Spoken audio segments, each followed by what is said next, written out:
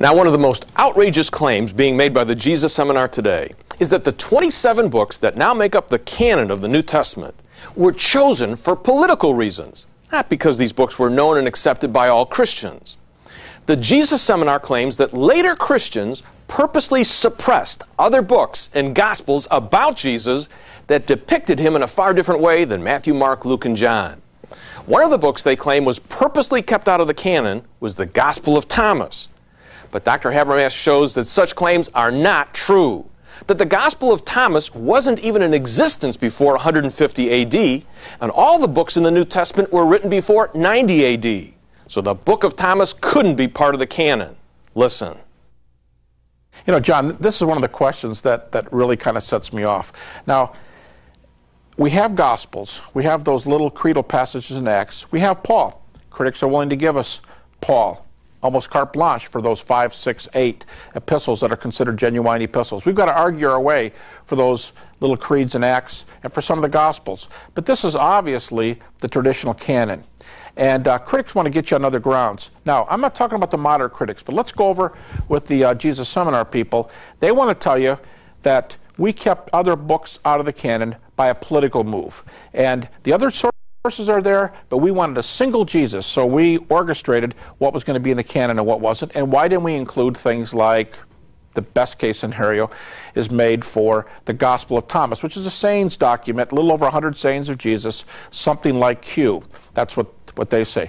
Now, why do we keep something out? Let's make Thomas our test case here. Why do we keep that out of the canon? Couple things I want to say here. Number one, no matter what you do with other books, you still have to deal with the evidence from A, Paul, B, Acts, C, Gospels. Whether there are other books or not, you have to deal with this. And after all, Paul is the early apostle. Peter is the early apostle. James, the brother of Jesus, is the early apostle. Thomas, this is called a sayings book, but nobody believes it's written by the apostle Thomas. So the traditional canon is there for a reason. It's more authoritative. What does more authoritative mean? It's written by the guys who were in the closest proximity to Jesus.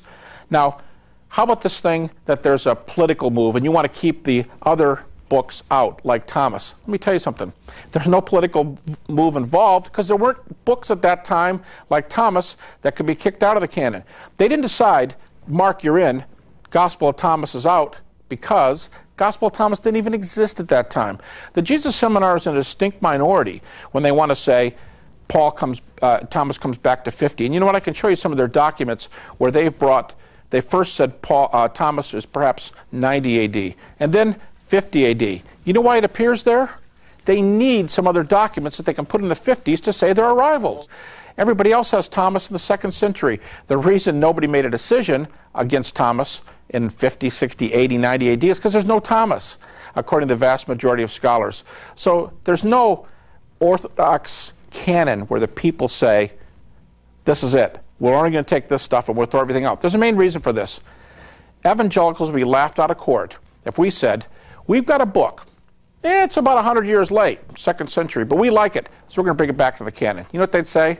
Don't you think 100 years is just 150-ish A.D. is just a little too late to be an early source for Jesus? That's what Thomas is. The reason it's rejected in the canon is because it's late. Not because they didn't like the politics, they didn't like the Jesus. We have a bunch of floating Jesuses around. You can't show that. You can't show there's an authoritative Jesus that is not the one that's represented by his apostles, like Paul, Peter, James. It's not there because it's not physically existing, and I'm speaking about the Gospel of Thomas.